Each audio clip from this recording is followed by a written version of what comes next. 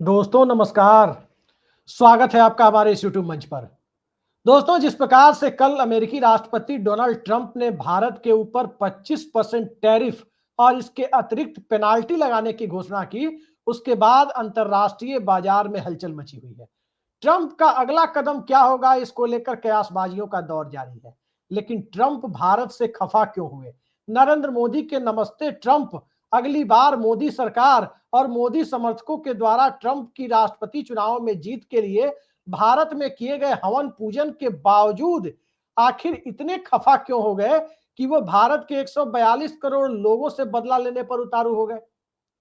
और इन सब के बीच एक तरफ ट्रंप के टैरिफ को लेकर हलचल मची हुई थी कि अचानक अभी थोड़ी देर पहले जानी मानी न्यूज एजेंसी रॉयटर्स ने एक बड़ी घोषणा की है। रॉयटर्स ने दरअसल एक बड़ा खुलासा किया है, घोषणा नहीं बल्कि बड़ा खुलासा किया है। और रॉयटर्स के इस खुलासे में दावा किया गया है कि भारत की तेल कंपनियों ने रूस से कच्चे तेल की खरीदारी बंद कर दी थी। और ऐसा इसलिए कर दिया था क्योंकि ट्रंप की लगातार लगातार धमकियां मिल रही थी। तो इन धमकियों के बीच अमेरिका से भारत की सरकारी तेल कंपनियां, जिसमें बाकायदा रॉयटर्स ने नाम लेकर के लिखा है, हमारी स्क्रीन पर वो देख सकते हैं आप कि रॉयटर्स ने क्या लिखा है। नाम लेकर के Indian oil, Bharat petroleum, Hindustan petroleum और मैंगलोर रिफाइनरी का जिक्र किया है। ये सारी सरकारी कंपनियां हैं और इन सब का नाम लेकर लिखा है कि इन लोगों ने पिछले हफ्ते ही रूस के साथ कच्चे तेल की खरीद लगभग बंद कर दी थी। सवाल यह है कि क्या भारत ट्रंप के इस दबाव से डर रहा है?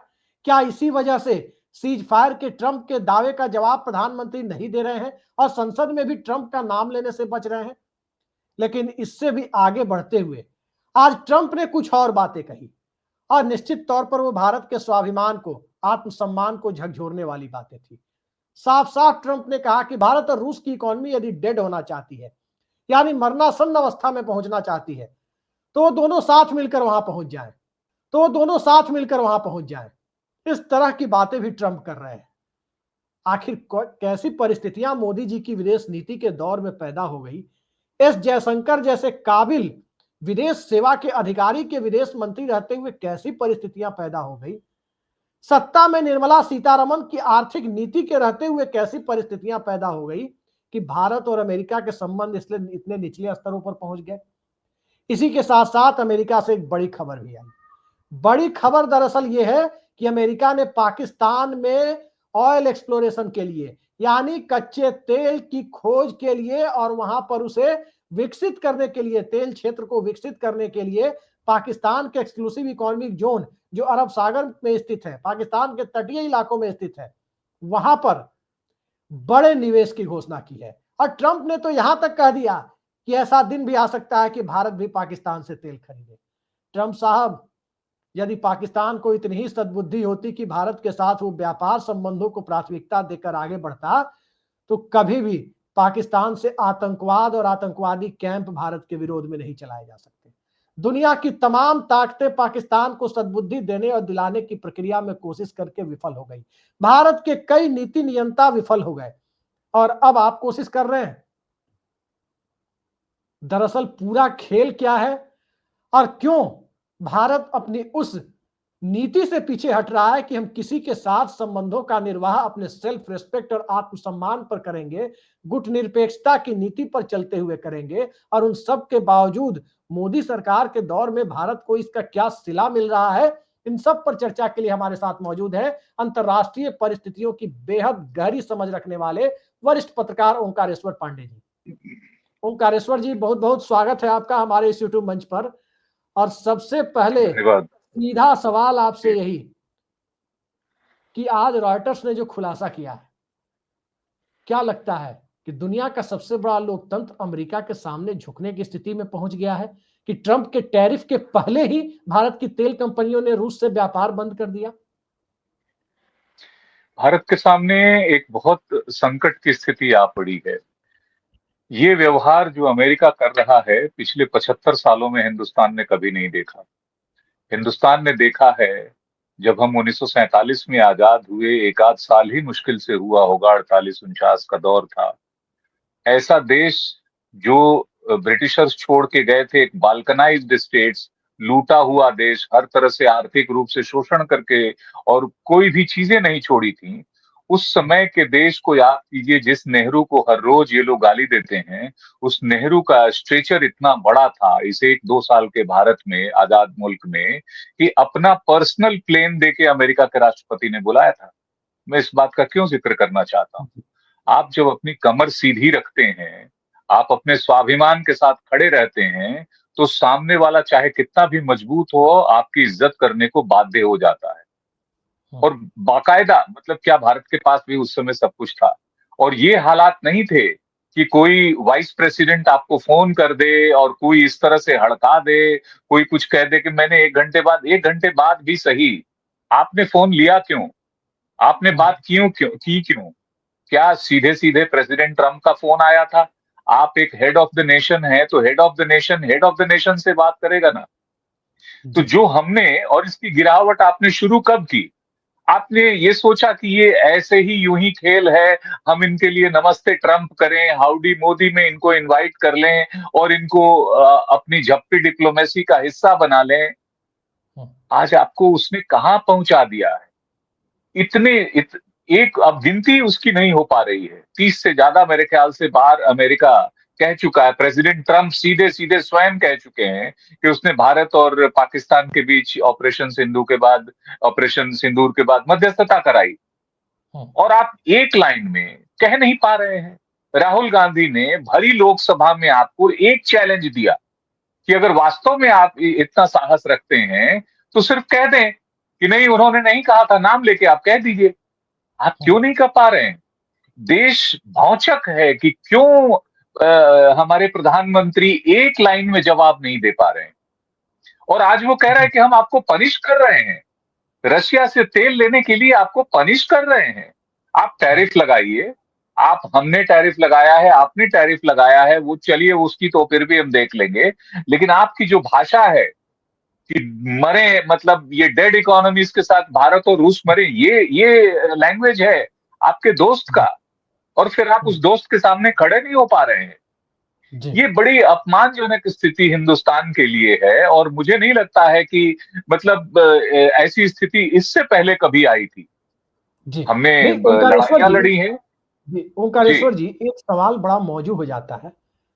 हम अपने स्टूडेंट लाइफ से पत्रकार के तौर पर जो मेरा जीवन है, उसमें भी मैं देख रहा हूं पिछले 1.5 दशक के दरमियान जो चीजें बदली है। जहां तक मेरी याददाश्त है, वहां से मैं देख रहा हूं।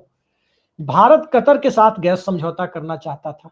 मस्कट सलाला पाइपलाइन की समुद्र के रास्ते बिछाए जाने की बात हो रही थी, लेकिन वो फिजिबल नहीं लगा। फिर भारत ईरान गैस पाइपलाइन की तरफ बढ़ा, बीच में पाकिस्तान आता था। दबाव अमेरिका की तरफ से आया, तापी पाइपलाइन को मंजूरी दी गई। उसमें भी कहा गया कि अमेरिका का एक रोल है। अमेरिका चाहता है कि तुर्कमेनिस्तान, अफगानिस्तान, पाकिस्तान और इंडिया, तापी, इस पाइपलाइन को भारत स्वीकार करे। अब तक उससे कितना तेल आया मुझे जानकारी नहीं है। वो पाइपलाइन बन के भी तैयार हुई कि नहीं, वो मोदी जी ही बता सकते हैं कि बन के तैयार हुई या नहीं।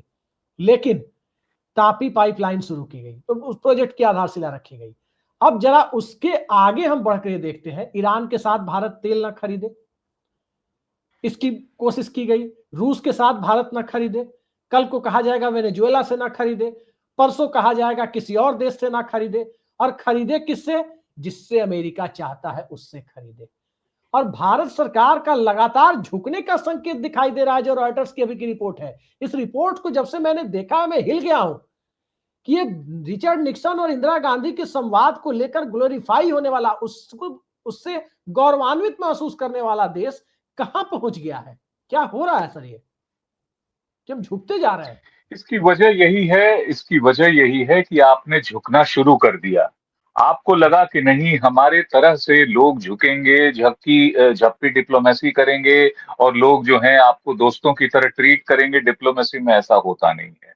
डिप्लोमेसी में जो आर्म्स लेंथ डिस्टेंस होता है, या जो रिस्पेक्टेबल डिस्टेंस एक बनाए रखा जाता है देशों के बीच में, आप प्रॉपर चैनल चलते हैं, अपनी मिनिस्ट्री को इन्वॉल्व करके उसके प्रोटोकॉल प्रोटोकॉल शब्द क्यों है, इस प्रोटोकॉल जी का आप पालन करेंगे सबसे पहले ना। कि आप बिना बुलाए रूस पहुंच जाएंगे, उसको बुद्ध का युद्ध का ज्ञान देने पहुंचेंगे जब वो कष्ट में हो। 1971 में जब आप कष्ट में थे और अमेरिका जैसी ताकत, यही ताकत सातवां बेड़ा लेके आपके खिलाफ खड़ा था, तो रूस ने जी। वो दोस्ती निभाई कि आज वो मिसाल है। वो आपके साथ आपके आठवां बेड़ा लेके खड़ा हो गया और अमेरिकन को ठिठक के रुक जाना पड़ा।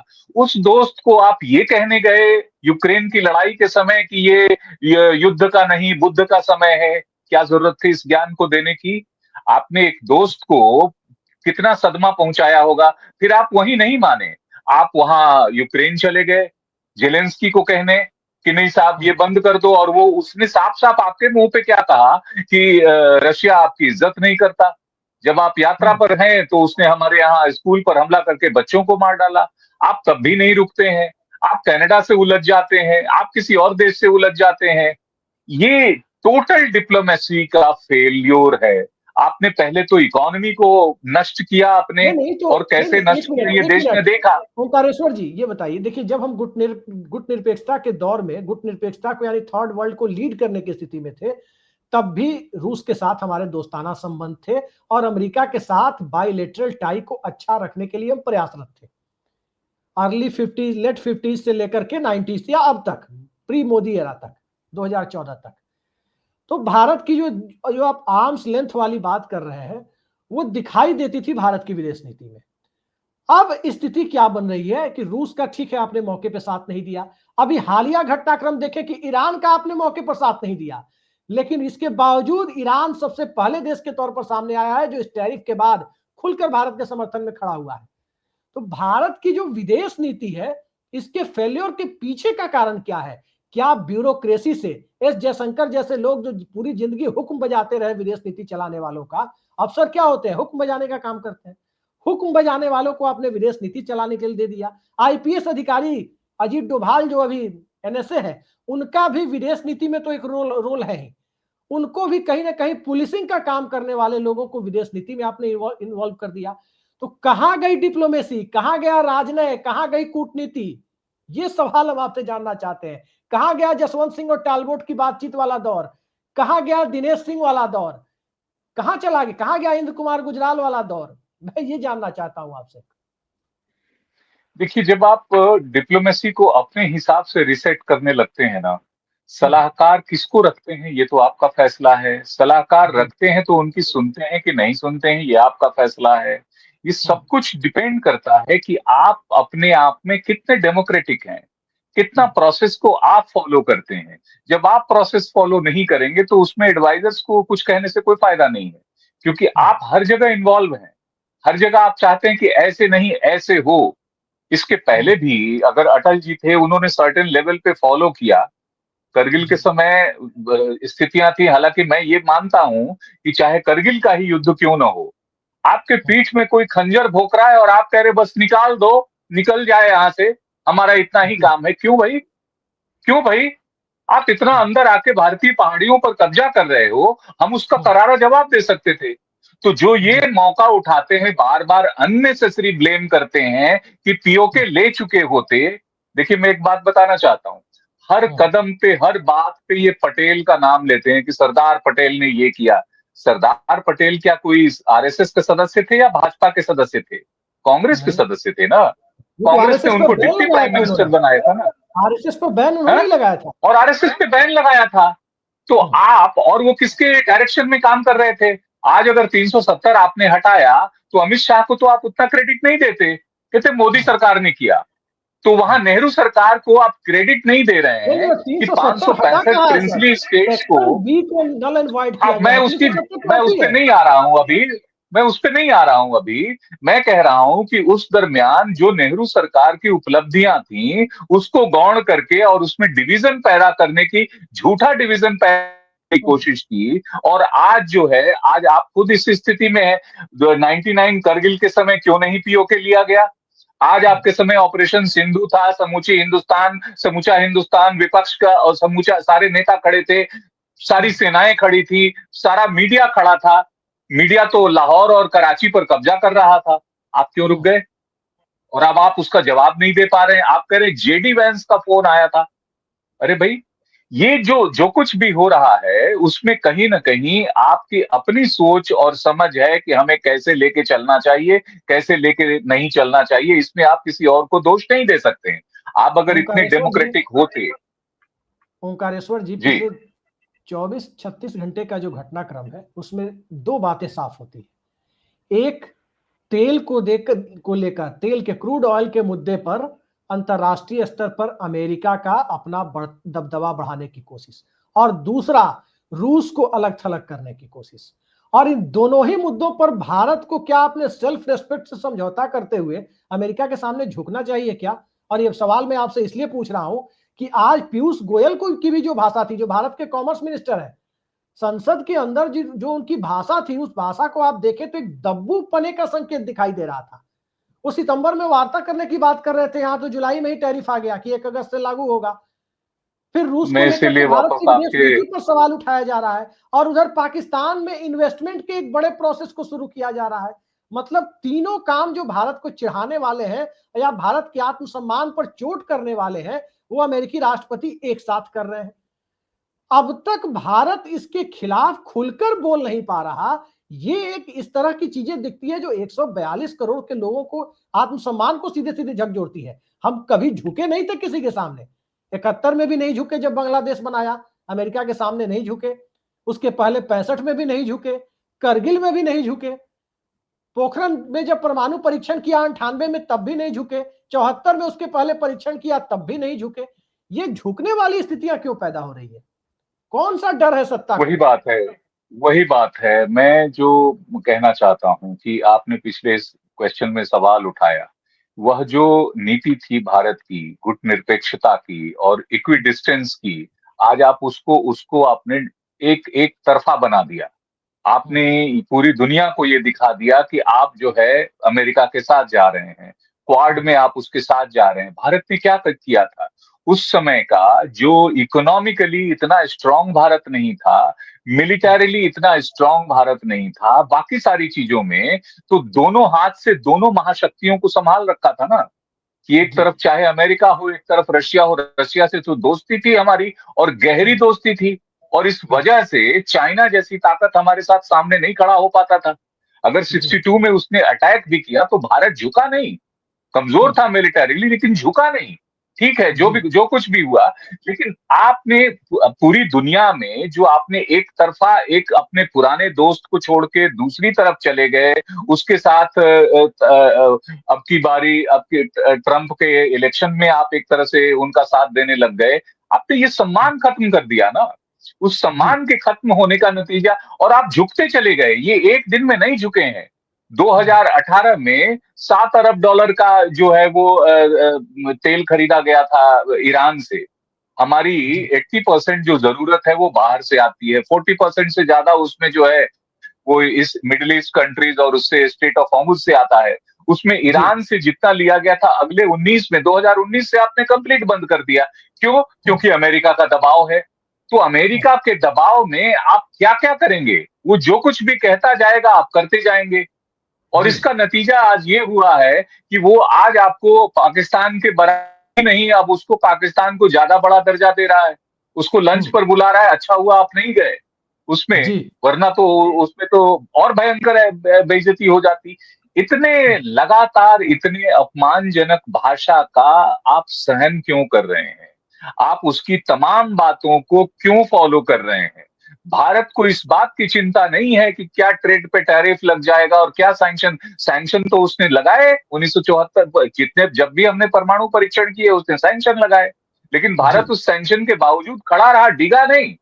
नहीं, आज डिगने की स्थिति है। आपके उस हर सैंक्शन बात के उसकी फॉलो बावजूद, करते हैं। सर उस सैंक्शन को हटाए बिना अमेरिका ने भारत के साथ 2007-8 में परमाणु डील की थी। बिल्कुल, बिल्कुल। वो डील जो है अपने आप में एक डिस्टेंस के साथ आपको चलना था। वो डील भी हुआ तो एक सम्मान के साथ, एक बराबरी के साथ था। आपने उस सीमा रेखा को तोड़ दिया। आप सोचने लगे कि आप और बहुत गहरे दोस्त हो जाएंगे, और उस दोस्ती के चक्कर में आप उधर दूसरे छोड़ देंगे। आप क्वाड में गए, उसमें क्वाड में तो आप जिनके साथ आपने वो बनाया, क्या वो ऑपरेशन सिंदूर के समय आपके साथ खड़े हुए? नहीं। आंकड़े देने से होगा कि भाई 193 देश में ये है। अगर आपके 7 देश थे तो आपको ऑल पार्टी डेलीगेशन भेजने की क्या जरूरत पड़ी?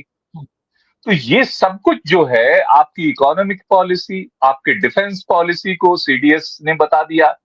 सीडीएस देश के साथ खड़े हैं, और सीडीएस हो, चाहे कैप्टन शिव कुमार हो, चाहे वो एयर चीफ मार्शल हो, वो राष्ट्रभक्त हैं, बहादुर हैं, और समूचा भारत उन सबकी उनका सम्मान करता है। लेकिन वो ये भी चाहते हैं कि आप हमारे पीछे खड़े होकर राजनीति मत कीजिए। जी। शिव कुमार यादव ने तो कहा, उन्होंने साफ साफ कहा कि जो सेना के हाथ बांधे गए थे, आप जब लड़ाई में उतरे तो आप नॉन एस्केलेटरी कह के कैसे उतर सकते हैं कि मैं लड़ूंगा नहीं, आ रहा हूं, तुमको मारूंगा, मार के चला जाऊंगा और तुम मत आना। और हाउस जी। में प्राइम मिनिस्टर क्या कहते हैं? कहते हैं कि 1000 ड्रोन आ रहे थे, ऑपरेशन सिंदूर आप करने जा रहे थे, ड्रोन वो भेज रहे थे, और आप कह रहे थे हमने उसको सबको गिरा दिया। गजब हाल है भाई। लड़ाई कौन करने गया था?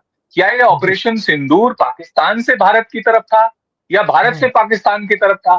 तो आप ये क्यों कह रहे हैं? और जब कह रहे हैं कि 1000 ड्रोन भेज रहा था, तो क्या आप डर गए? क्या आप उसकी वजह से आपने उसके बाद जल्दी जल्दी युद्ध बंद कर दिया, या अमेरिका के हस्तक्षेप की वजह से किया? आपको साफ करना चाहिए। या तो जी। आप लड़ाई में उतरिए मत, और उतरिए तो फिर करारा जवाब दीजिए, 1971 की तरह जवाब दीजिए। फिर ये जी। मत कहिए हर रोज कि पीओके ले लेते। 13 दिन में ओंकारेश्वर पाकिस्तान, जी। ईस्ट पाकिस्तान को भारत ने अलग कर दिया था, मात्र 13 दिन में ईस्ट जी। पाकिस्तान अलग होके बांग्लादेश बन गया। ओंकारेश्वर जी, विमानों के थोड़ा इस गिरने चर्चा नहीं को। गिरने का कोई फर्क नहीं है। गिरना यह है कि आप अपनी बातों से, आप अपने स्वाभिमान से, देश के स्वाभिमान से मत गिरें। ये जी। जरूरी है। ओंकारेश्वर जी, थोड़ा इस चर्चा को आर्थिक हालात की तरफ ले चलते हैं। वैश्विक आधार पर आप देखें तो विदेश नीति और आर्थिक नीति पूरी तरह से अलग कभी नहीं हो सकती। दोनों एक दूसरे के साथ काफी जुड़े हुए होते हैं, बंधे हुए होते हैं। ट्रंप साहब को थोड़ा फ्लैशबैक में आपको ले चल रहे हैं। ट्रंप जब से दोबारा जीत के आए हैं, तब से ट्रंप के निशाने पर ब्रिक्स भी है। ट्रंप के निशाने पर अमेरिका के प्रभुत्व में जो संस्थाएं हैं, वित्तीय संस्थाएं, उनके समानांतर खड़ी हो रही संस्थाएं, चाहे वो ब्रिक्स हो या एडीबी हो, जो भी हो, जो भी खड़े करने की कोशिशों में इंडिया का एक अपना योगदान रहा है, चाइना का एक रोल रहा है। चाइना के साथ हमारे सीमा विवाद है, हम स्वीकार करते हैं, लेकिन चाइना के साथ हमारा आर्थिक संबंध भी है। और आज हमारे आपके घर में देखें, इस देश की मैन्युफैक्चरिंग की जो हालत बना रखी है, खासकर नरेंद्र मोदी की सरकार में, अर्थव्यवस्था ने, इस आर्थिक नीति ने, मेक इन इंडिया का नारा देते देते असेंबल इन इंडिया बन गया है, और आपके घर में टीवी, फ्रिज से लेकर मोबाइल, साइकिल, खिलौने तक सब चाइना मेड है। इस दौर में चाइना के साथ जो हमारा ट्रेड है वो बहुत बड़ा है। क्या आपको नहीं लगता कि भारत सरकार की विदेश नीति चीन के साथ भी आर्थिक संबंधों को ऊपर रखकर और एक व्यावहारिकता की दिशा में आगे चलने की बजाय कहीं ना कहीं एडवेंचर करने की थी? देखिए, सबसे पहले आपको ऑनेस्ट और करेक्ट होना पड़ता है। आप जो कहें वही करें। आपको जी। पीछे में कुछ अलग, सामने में कुछ अलग, इससे जो है चीजें बिगड़ती हैं। इससे आप विश्वास के पात्र की बजाय अविश्वास के पात्र धीरे धीरे बनने लग जाते हैं, चाहे वो देश की नजर में हो, समाज की नजर में हो, या दुनिया की नजर में हो। हुआ जी। यही है। अमेरिका से ज्यादा बड़ा ट्रेड आपका चाइना के साथ है। रिश्ते आपके चाइना के साथ हैं। अडानी का पावर प्रोजेक्ट झारखंड में लगा हुआ है, बांग्लादेश को बिजली सप्लाई हो रही है। और आप कहेंगे हमने चाइनीज ऐप बैन कर दिया, कुछ ये कर दिया, गलवान ये हो गया, फिर तुरंत डॉक्टर जयशंकर वहां भी पहुंच जाएंगे, और फिर कहेंगे चाइना बड़ा देश है। दोनों बातें नहीं हो सकती। राजनीति और फिर ये सो कॉल्ड जो है, आप तीनों चीजों को मिला के चलते हैं। आपको ये जी। तय करना पड़ेगा कि आप ब्रिक्स में रहना चाहते हैं कि क्वाड में रहना चाहते हैं। और क्वाड में भी रहना चाहते हैं और ब्रिक्स में भी रहना चाहते हैं, तो दोनों तरफ से ऑनेस्ट तरीके से आपको रहना पड़ेगा। जी। सबको मालूम हो कि भाई इनका क्या इसीलिए बार बार क्यों आता है वो गुट निरपेक्षता का, कि भारत सभी देशों का एक तरह से ईमानदार ऑनेस्ट लीडर बन के खड़ा हुआ था, कि सब लोग भारत की तरफ देखते थे कि कम से कम ये देश ऐसा है जो किसी के बहकावे में नहीं आएगा, इधर उधर नहीं करेगा, गलत नहीं करेगा, तो आपसे नहीं नहीं सर, इंसाफ के लिए आपके उस पे ओंकारेश्वर जी, देखते थे। आपने जो बात कही कि गुट निरपेक्षता में पूरी दुनिया भारत की ईमानदारी पर कभी शक नहीं करती थी, करना भी नहीं चाहिए। उस वक्त तो Nehru, colonel Nasser, marshal Tito या सुकर्णो का विजन था आज तो यहाँ नेहरू को उटपटांग बातें बोलने का दौर चल रहा है। आज पंचशील को लेकर के चीन में 1962 की परिस्थितियों, ठीक है नेहरू ने धोखा खाया, लेकिन इसका मतलब यह है कि अटल बिहारी वाजपेयी के स्टेटमेंट को भी तो हमें याद रखना होगा कि हम दोस्त और दुश्मन तय कर सकते हैं लेकिन पड़ोसी तय नहीं कर सकते। चाहे जैसा भी वही हो बात है। उसके साथ अपने स्तर से निभा के चलना होगा। आप दुनिया के भूगोल को तो बदल नहीं सकते। तो विदेश नीति के साथ आर्थिक नीति पर प्रैग्मेटिक अप्रोच, एक व्यवहारिक रवैया कि हम आईएमएफ और वर्ल्ड बैंक के साथ भी ईमानदार बने रहे और ब्रिक्स की कोशिशों को भी हम ईमानदारी से आगे बढ़ाएं। एडीबी का एक बड़ा रोल रहा है भारत में, भले ही एडीबी में भारत उस तरह से नहीं जुड़ा है लेकिन उसने अपनी भूमिका अदा की है, एशियन डेवलपमेंट बैंक। तो उस तरह दो से तीन हम जुड़े एग्जांपल रहे। देना चाहता ये हूं आपको। करने में, ये बैलेंस, एक संतुलनवाद को साधने में मौजूदा दौर में यदि विदेश नीति और आर्थिक नीति दोनों फेल रही है तो क्या आपको नहीं लगता कि सत्ता को चले जाना चाहिए? एक दो मिनट में हम आपको दो तीन चीजें बताना चाहते हैं। आपको याद जी। होगा सदन में राहुल गांधी ने दो महत्वपूर्ण बातें कही थी। एक हम्म, कि आपको चीन और पाकिस्तान को एक नहीं होने देना चाहिए, इसके बड़े जी। खतरे हैं। मेरे आज मेरे उसको आपने सवाल के देख पीछे लिया। वही था, असली असली इशू। जी।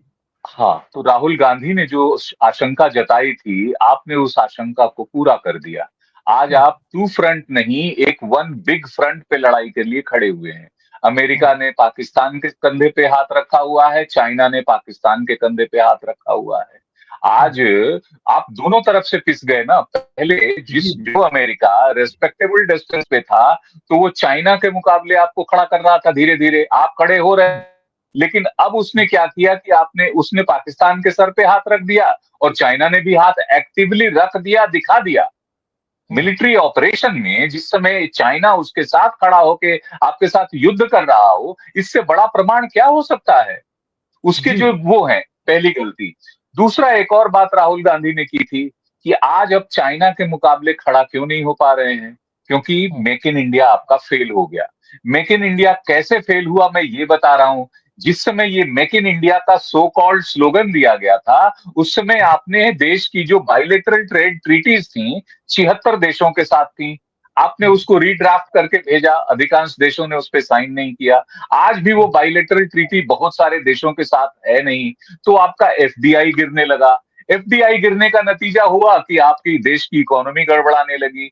आपने इकोनॉमी दो बार प्रहार किए, दो दो बार डिमोनेटाइजेशन कर दिया, नहीं माने। जीएसटी का बैड इंप्लीमेंटेशन किया, उस बैड इंप्लीमेंटेशन के कारण एमएसएमई सेक्टर बर्बाद हो गया। आप जी। अगर तुलना करेंगे 10 साल जो मनमोहन सरकार के थे और 10 साल जो मोदी सरकार के, आंकड़े हम्म, निकाल के देख लीजिए कि डॉक्टर मनमोहन को कितनी बड़ी इकोनॉमी मिली थी और उन्होंने 4 गुना उसको बढ़ा किया। आप जी। उसको 3 गुना मुश्किल से पहुंचा पाए। लिटरल टर्म में करीब करीब 86 लाख करोड़ की का नुकसान भारत की इकोनॉमी को इस 10 साल में हुआ है, पिछले 10 साल की तुलना में ऑलमोस्ट 1 ट्रिलियन। जिस देश की जी। टोटल इकोनॉमी 3.5 ट्रिलियन की है, 4 ट्रिलियन, 4.25 ट्रिलियन अब जाके हो रही है, और 5 ट्रिलियन का नारा आप कब से दिए हुए हैं। वो 5 ट्रिलियन इसलिए नहीं हो पाया कि आपने बहुत सारी रॉन्ग पॉलिसीज अपनाई, बहुत सारे ऐसे कदम उठाए लगातार, उसको प्रहार पर प्रहार होता गया, तब जाके ये हुआ है।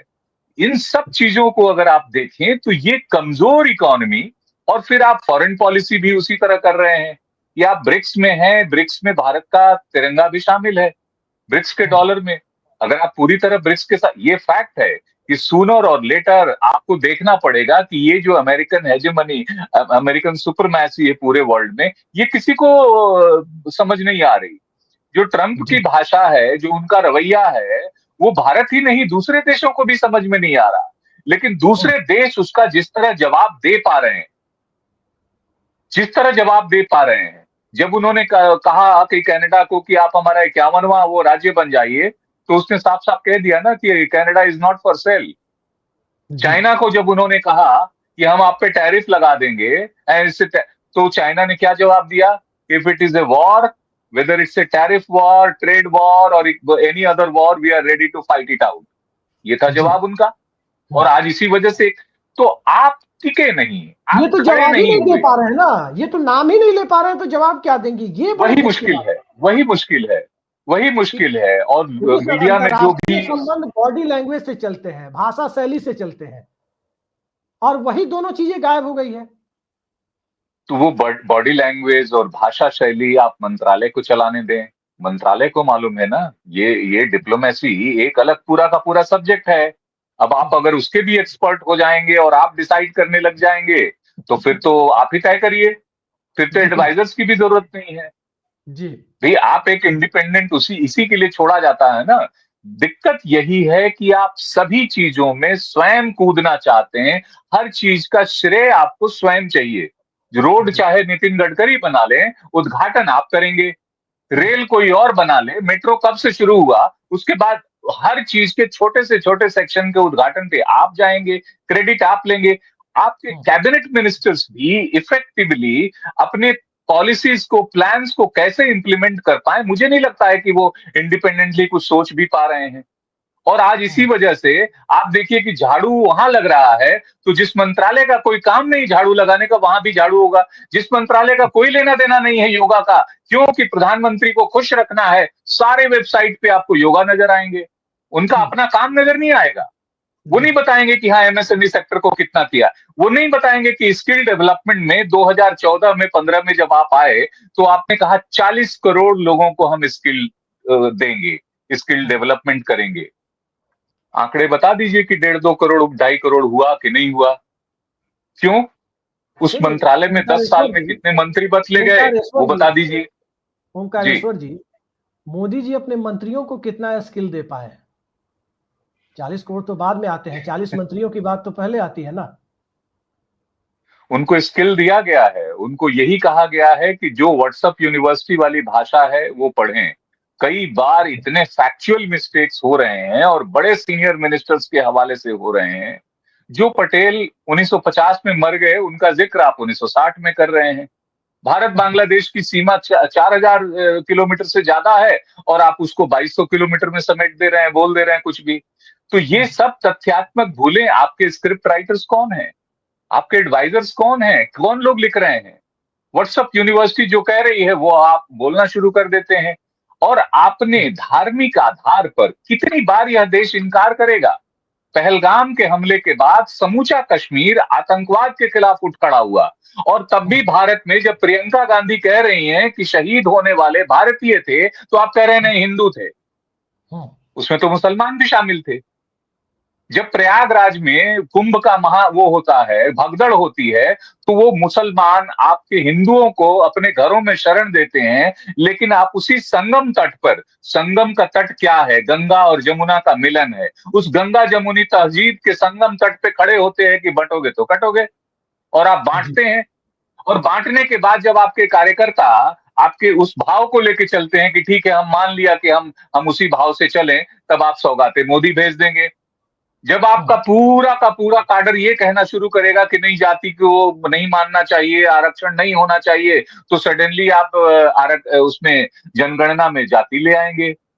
जी आप कंफ्यूज कर रहे हैं अपने काडर को भी, अपने पूरे के पूरे उसको भी। मतलब क्या कर रहे हैं आपको खुद पता नहीं है। और जी फिर यही ओमकारेश्वर जी। हालात हैं। आपने जी जब ये धार्मिक आधार लिया, बस मैं 1 सेकंड में खत्म कर रहा हूं। जी आपने जब ये शुरुआत से धार्मिक आधार लिया और आपने कहा कन्वर्जन हो रहा है, क्रिश्चियन मिशनरीज का, आप कहीं सुनते हैं कन्वर्जन हो रहा है? नहीं हो रहा है। क्योंकि पूरी दुनिया के जब क्रिश्चियन मिशनरीज और सरकारों ने सवाल उठाने शुरू किए कि आप रियल सेंस में बताइए कहां हो रहा है, क्या हो रहा है, और उसपे क्या फैक्ट्स हैं और किस तरह से वो हो रहा है, चुप हो गए। बांग्लादेशियों का आपने मुद्दा उठाया। जिस असम में एनआरसी का एक्सपेरिमेंट शुरू हुआ, वहां 19 लाख बांग्लादेशी मिले। क्या हुआ उसका अभी तक? क्या वो 19 लाख घटते भेज घटते दिए कम हो गए? गया, वो आंकड़ा भी कम हो गया जब घटते अमेरिका, घटते। आपके फ्रेंड डोनाल्ड ट्रंप आपके भारतीयों को अपने प्लेन में भर के और हथकड़ियों और बेड़ियों में भेज रहे थे, क्या आपने 100 बांग्लादेशियों को हथकड़ियों बेड़ियों में ढाका भेजा है? नहीं। तो ये रेटोरिक क्यों उठा रहे हैं रोज? इससे आपका देश का रिलेशन खराब हुआ। ये जो डिसबैलेंस हो रहा है, नेबरहुड फर्स्ट, लेकिन बाकी के दूसरे कंट्रीज में आप पहुंचेंगे, नेबरहुड को आपने कितना वो दिया है, प्यार दिया है, सम्मान दिया है, उसको वो दिया है। आसियान में, सार्क में आपने जाना बंद कर दिया, सार्क खत्म हो गया। तो ये जो मतलब हर मोर्चे पे, चाहे विदेश नीति ले लीजिए, आर्थिक फ्रंट ले लीजिए, रक्षा नीति पे जो एयर चीफ मार्शल ने आपको एक लाइन में कह दिया कि पिछले 10 सालों में उनको कोई डिलीवरी नहीं हुई, अब इससे बड़ा प्रमाण क्या चाहिए? वो कोई पॉलिटिकल व्यक्ति हैं? रक्षा असली तौर पे इन लोगों के हाथ में है, जिनके पीछे कोई पॉलिटिकल नेतृत्व जो है छुप नहीं सकता। आपको उनका जवाब देना चाहिए कि भाई क्या डिलीवरी आप गिना रहे हैं कि ये हुआ है। अगर हुआ होता तो उनको कहना क्यों पड़ता? तो हर मोर्चे पे कहीं ना कहीं ये जो है अब ये बातें समझ में आ रही हैं, सबको समझ में आ रही हैं। सबसे बड़ी बात समझ में आ रही है, आप झुके ऑपरेशन सिंदूर के मामले में, और अमेरिका बार बार उसको कह रहा है, आपको बेइज्जत कर रहा है, आप उसके सामने खड़े नहीं हो पा रहे हैं। ट्रेड की टैरिफ उसके हिसाब से तय हो रही है और आप झुकते चले जा रहे हैं। आपने जो लेटेस्ट यहां से शुरू किया था, आपने रॉयटर्स की उस खबर के बाद कि रशियन कंपनी से आपने तेल लेना बंद कर दिया, ये क्या तय करता है कि क्या आपने पूरी तरह से रशिया के साथ रिलेशन बंद कर दिए? कल को वो कहेगा चाइना के साथ भी बंद करिए, तो वो चाइना भी के साथ अमेरिकी दबाव में। 118 बिलियन का ट्रेड है आपका, और उसमें 100 बिलियन तो आप इंपोर्ट करते हैं। तो इसकी कोई लिमिट नहीं है ना। कहीं तो आपको रुकना पड़ेगा ना, और कहीं बताना पड़ेगा, जवाब देना पड़ेगा ना। और इसके लिए फिर वापस आपको वहीं जाना पड़ेगा कि अपनी पूरी पॉलिसी को रीसेट करें। क्या इसका वक्त है आपके पास? ये देश जानना चाहता है। जी ओंकारेश्वर जी, हम फाइनल क्वेश्चन पे, लास्ट सवाल पर आ रहे हैं। रॉयटर्स की रिपोर्ट के बाद तो ये साफ हो गया कि भारत सरकार मौजूदा दौर में अमेरिकी राष्ट्रपति ट्रंप को खुश करने के लिए या उनके गहरे दबाव में झुकने के लिए किसी भी हद तक जाने को तैयार है, यदि हम रॉयटर्स की रिपोर्ट पर यकीन करें तो। क्योंकि आईओसीएल, बीपीसीएल या हिंदुस्तान पेट्रोलियम, ये सब तो सरकारी कंपनियां हैं, बिना सरकार की मर्जी के तो ये कर नहीं सकती है उधर से अपना व्यापार बंद। तो जो स्थितियां बनी हुई है और उसका कुछ फायदा भी नहीं मिल रहा है भारत को, कि चलो भाई ट्रंप की बात मान ली थोड़ी देर के लिए तो हमें ट्रंप ने बख्श दिया, ये भी नहीं हो रहा है। आज फिर पीयूष गोयल की चुप्पी, संसद में प्रधानमंत्री की चुप्पी, राहुल गांधी और विपक्ष के द्वारा लगातार सवाल पूछने के बावजूद चुप्पी, और पॉलिसी पैरालिसिस की स्थिति विदेश नीति और आर्थिक नीति दोनों मोर्चे पर अब भी दिखाई दे रही है। अभी भी ऐसा नहीं लग रहा है कि सरकार ने कोई बहुत बड़ा कदम उठा लिया हो, या उसका कोई निपटने की तैयारी के लिए कोई एक बहुत बड़ी गहरी मंत्रणा हुई हो। आमतौर पर आपने देखा होगा कि जब भी ऐसी परिस्थितियां होती है, दो तीन चीजें पहले होती थी, अगर आपको याद हो तो। प्रधानमंत्री अपने समय में तमाम जीवित पूर्व प्रधानमंत्रियों के साथ भी एक बैठक कर लेते थे, या फिर प्रमुख विपक्षी नेताओं को डिनर पर बुला लेते थे, चाय पे बुला लेते थे, और तब राष्ट्रीय समस्याओं का एक सामूहिक हल निकाला जाता था। उसमें कोई शर्मिंदगी जैसी कोई बात नहीं थी कि आपने विपक्ष को बुला लिया। आज तक तो अभी ऐसी कोई कोशिश होती दिखाई ही नहीं दे रही है। मतलब नरसिम्हा राव ने भी, जो भाजपा वाले ढोल पीटते हैं कि जेनेवा भेजा था अटल जी को बेनजीर भुट्टो का ह्यूमन राइट्स वाला प्रस्ताव गिराने के लिए, विपक्ष के नेता को भेजा था, तो आप ढोल तो तभी पीट रहे हैं जब नरसिम्हा राव ने अटल जी को भेजा। आज आप क्या कर रहे हैं? मेरा सवाल यह है कि प्रधानमंत्री का पूरा भाषण आपने देखा होगा सदन में, प्रधानमंत्री का भाषण कांग्रेस को कोसने में लग गया। वो कुछ नहीं बोल रहे थे, हर लाइन में, हर सेंटेंस में कांग्रेस आ रही थी, कांग्रेस ने ये किया, कांग्रेस ने वो किया। अभी आपको क्या लगता है कि ट्रंप के टैरिफ के बाद और जो परिस्थितियां अभी बन रही है कि पाकिस्तान के पक्ष में वो खुलकर खड़े हो रहे हैं, चाइना पाकिस्तान के नेक्सस को ब्रेक करने की दिशा में भारत सरकार की तरफ से कोई पहल होती हुई नहीं दिख रही है। व्यापारिक हितों को ऊपर रखकर चाइना को अपने साथ खड़े रखने में, व्यावहारिक तौर पर खड़े रखने में कुछ हद तक जो कामयाबी पूर्व की सरकारों को मिलती रही थी, वो रास्ता करीब बंद करते जा रहे हैं लोग अपनी नीतियों से। तो इसका परिणाम आपको क्या होता आप दिखाई दे रहा है? ये बहुत चिंता की बात है सर, इसलिए मैं पूछ रहा हूं। देखिए, हिपोक्रेसी बहुत दिन नहीं चलती। आप ऑटोक्रेसी बहुत दिन इस तरह नहीं चला सकते। आप झूठ को कुछ समय तक चला सकते हैं, अपने व्हाट्सएप यूनिवर्सिटी से, उससे बहुत दिनों तक नहीं चल सकता। अब डिजिटल जमाना है, गूगल और ग्रोक का जमाना है, तो वो सब छुप नहीं सकता। पर आपने जो जो नैरेटिव कोशिश किए सेट करने के लिए, वो सारे के सारे नैरेटिव ध्वस्त हो चुके हैं। आज आपने ठीक किया, नेहरू को बार बार कोसा। देश के एक एक व्यक्ति को नेहरू ठीक से याद आ गए, और सब ने नेहरू को खूब पढ़ लिया। और जब जब पढ़ने गए तो उनको लगा कि आप तो घनघोर झूठ बोल रहे हैं साहब। अब जिस नेहरू का नाम ले रहे हैं, उस नेहरू ने तो इतना बड़ा स्ट्रेचर अपना बनाया था, इतना बड़ा योगदान दिया था। नेहरू ने जो स्कूलें खोली, उससे तो पैसे नहीं लिए, आप तो स्कूल बंद कर रहे हैं जनाब।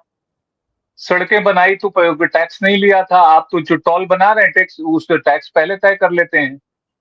आप एक तरफ क्रेडिट लेते हैं, आप सड़कें और पुल बनाने का क्रेडिट लेते हैं, एक ही बारिश में ध्वस्त हो जाता है।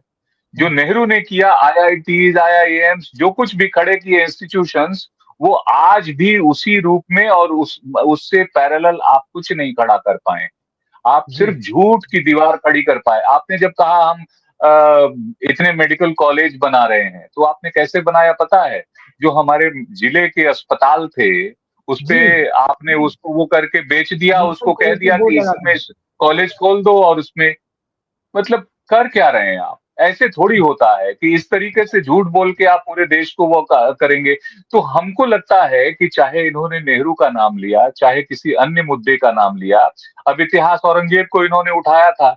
जब औरंगजेब के खानदान को लोगों ने खंगाल लिया कि उसमें कितने हिंदू थे और कितने वो थे, और आज उस खानदान से जुड़े हुए लोग कहाँ खड़े हैं, तो फिर वो बंद हो गया मुद्दा। जी आप टुकड़े टुकड़े गैंग उठाते हैं और आप फावड़े फावड़े गैंग की तरह आप खुद फावड़ा लेके और मस्जिदों के नीचे मंदिर तलाश रहे हैं। इससे देश का कितना भला हो रहा है, देश में सिवाय जहर बोने के कितना विकास हो गया। आपके नैरेटिव से कितने लोगों को नौकरी मिल गई, कितनी महंगाई कम हो गई, रुपया कितना गिरा था उससे जो है आपने संभाल लिया।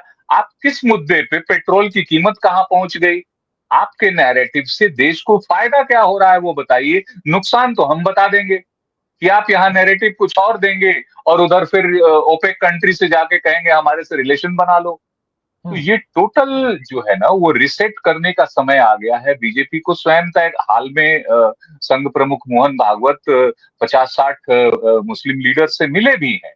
वो आउटरीच कर रहे हैं, वो कह रहे हैं साफ साफ कि वो भी इसी देश के अंग है।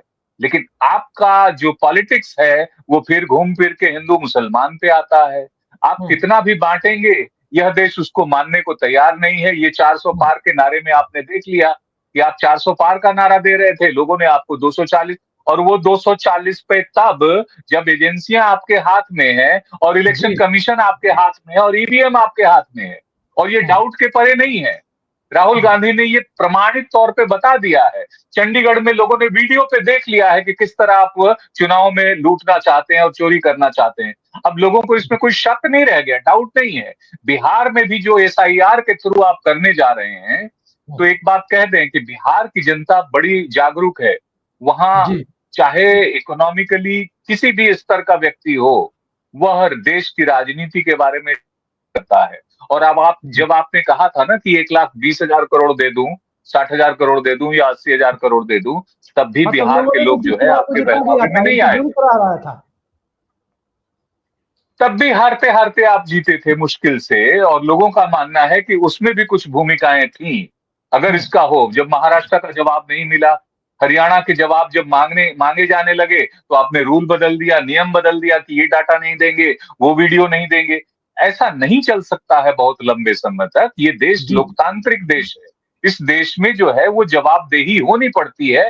पर मुश्किल ये है कि आपके स्वभाव का जो व्यक्तिवाद है, वो इतना ज्यादा हावी है कि आपके वरिष्ठ मंत्रीगण आपसे मिलने में भी उनको मुश्किलें होती हैं। आपके जी अहम फैसलों में कितने लोग होते हैं, ये सबसे बड़ी मुश्किल है, जिसको संघ ने बार बार कहा है। संघ ने कहा है, अपने अपने जो वरिष्ठ नेता हैं उनका नाम लेके कहा है कि हमारे आदर्शों में व्यक्तिवाद नहीं है। जी पर इसकी कोई सुनवाई नहीं है। लेकिन यही मुश्किल है कि आज तक, अभी 2 साल हो गए, आप पार्टी का अध्यक्ष नहीं डिसाइड कर पा रहे हैं कि आपकी चले या संघ की उस पर चले। हम लोग देखना अलग से यही है चर्चा करेंगे सबसे बड़ा। ओंकारेश्वर जी।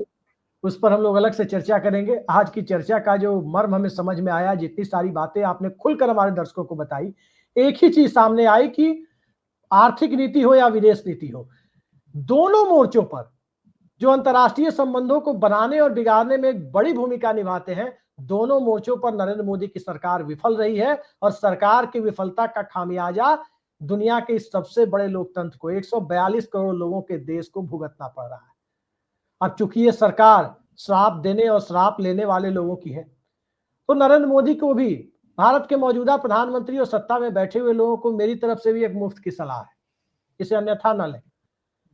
हेमंत करकरे जैसे जाबाज आईपीएस अधिकारी को श्राप देने वाले लोगों को, साथ भी प्रज्ञा ठाकुर को ही विदेश मंत्री बना दे। शायद वो ट्रंप को श्राप दे पाए तो स्थितियां बेहतर हो जाए भारत के लिए। वही रास्ता मौजूदा दौर में सत्ता में बैठे हुए लोगों को कहीं कोई निजात दिला पाए। आज की जो स्थितियां बन रही है, जो दिखाई दे रही है, उसमें साफ है कि भारत और अमेरिका के संबंध निम्नतम स्तरों पर जा रहे हैं। डोनाल्ड ट्रंप भारत के साथ संबंधों को बहुत तवज्जो नहीं दे रहे। भारत के अंतर्राष्ट्रीय संबंधों को डोनाल्ड ट्रंप अमेरिका के अकॉर्डिंग तय करना चाहते हैं, जो बेहद अपमानजनक है। और जिस प्रकार से रॉयटर्स ने खबर की है कि भारत की तेल कंपनियों ने हफ्तों पहले रूस के साथ व्यापार बंद कर दिया था, वो इस बात का अपने आप में सबसे बड़ा संकेतक है, जिसका जिक्र भी रॉयटर्स ने कर दिया है कि ये अमेरिकी दबाव में हुआ है। तो भारत दबाव में चलने वाला देश कभी नहीं रहा है। 56 इंच की छाती यदि ट्रंप का नाम किसी कथित दबाव में नहीं ले पा रही है, 56 इंच की छाती यदि भारत के तेल कंपनियों को रूस के साथ व्यापार करने से कथित तौर पर मना कर रही है, तो इस देश के लोगों को मौजूदा दौर में सोचने का वक्त है कि क्या वाकई जिस सिस्टम को चुनावी हिंदुत्व के नाम पर इस देश ने स्वीकार किया, क्या वो चुनावी हिंदुत्व इस देश की बुनियाद की जड़ें ही, बुनियाद को ही हिलाता हुआ नजर आ रहा है। देखते हैं आने वाला वक्त कैसा होता है। फिलहाल की परिस्थितियां बहुत आशानुकूल नजर नहीं आ एक रही, लेकिन आखिरी लाइन कहते हुए इसको समाप्त करते हैं अभिषेक जी। बशीर बद्र का शेर जो है वो याद रखना चाहिए कि जो गले मिलोगे तपाक से वो हाथ भी न मिलाएंगे। ये नए मिजाज का शहर है, जरा फासले से मिला करो। दुनिया में आप घूमते हैं तो इतना फासला जरूर रखिए कि जिसमें आपका सम्मान रहे। धन्यवाद। जी, बहुत बहुत धन्यवाद आपका। आपने बशीर बद्र साहब को याद किया, लेकिन आजकल तो एक ऐसा दौर चल रहा है जहां बशीर बद्र जैसे लोगों को याद करने के लिए भी कहीं ना कहीं कुछ लोग कमेंट बॉक्स में भी आ जाएंगे और कहेंगे कि इन्हें बशीर बद्र ही ओंकारेश्वर जी को याद आया। ये भी कोई टुकड़े टुकड़े गैंग है, क्योंकि उनके नाम में जुड़ा हुआ बशीर और बद्र उन्हें याद आएगा, लेकिन हिंदुस्तान की जो मौजूदा दौर में व्यवस्था बद से बदतर होती जा रही है, वो याद नहीं आएगा। उसके ऊपर चुनावी हिंदुत्व की खुमारी हावी रहेगी। देखते हैं, इस खुमारी ने तो इस हाल में पहुंचा दिया, अब यहां से भी कोई उम्मीद की किरण बचती है या नहीं बचती है, उम्मीद ही कर सकते हैं। बहुत बहुत धन्यवाद ओंकारेश्वर हिंदुस्तान जी, आपने समय निकाला। एकजुट था, हिंदुस्तान एकजुट रहेगा। भारत जो है, भारत पहले है, भारतीय है। ठीक है, संविधान में भी अभी तक भारतीय है। धन्यवाद अभिषेक जी। धन्यवाद, नमस्कार।